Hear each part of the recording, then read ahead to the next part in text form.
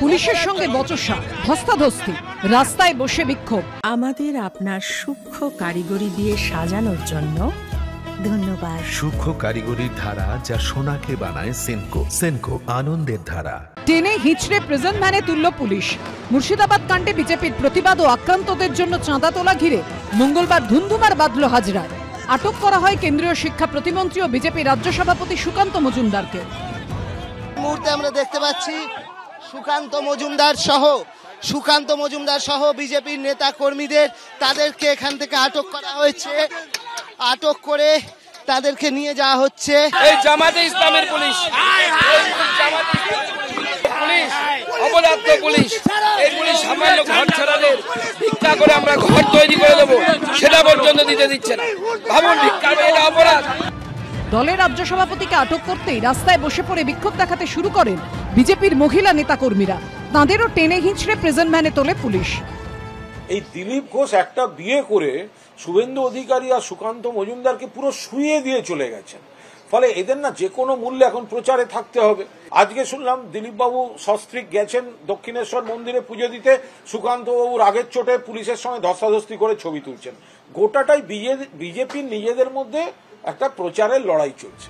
মুর্শিদাবাদে দাঙ্গা থেকে শুরু করে দুর্নীতির জেরে যোগ্য শিক্ষকদের চাকরি যাওয়া, এই দুই ইস্যুতে তৃণমূলের বিরুদ্ধে তেড়ে ফুঁড়ে নেমেছে বিজেপি। সরকার বারবার আশ্বাস দিচ্ছে নিয়ম মেনেই বেতন হবে, কিন্তু কোথাও কোথাও কি সমস্যা তৈরি হয়েছে? বিজেপির রাজ্য সভাপতি সুকান্ত মজুমদারের স্ত্রী কোয়েল চৌধুরী মজুমদার দক্ষিণ দিনাজপুরের সানাপাড়া এসসি হাই স্কুলের বটানির শিক্ষক। 2008 সালে তিনি চাকরি পান। তাঁর দাবি 2016 সালের এসএসসির চাকরি বাতিল নিয়ে তৈরি জটিলতার জেরে বেতন নিয়ে সমস্যা তৈরি হয়েছে স্কুলে। আমাদের কারো কাছে কোনো অর্ডার নেই, সেই জন্য সবারই স্যালারি আপাতত বন্ধ হয়ে আছে, মানে এখনো কোনো রিকুইজিশন যায়নি। আজকে 21-22 তারিখ হয়ে গেল, তো ওই জন্য আমরা স্বাভাবিকভাবে একটু চিন্তিত। এত নোংরামি, এত করাপ্টেড এরা, মানে এখনো যে গদিতে বসে আছে কি করে মাথা উঁচু করে, এটাই সবচেয়ে লজ্জার জিনিস। আমরা কিন্তু টাকা নিয়ে নিয়ে বসে থাকি না পার্থ চ্যাটার্জির মতো গদিতে।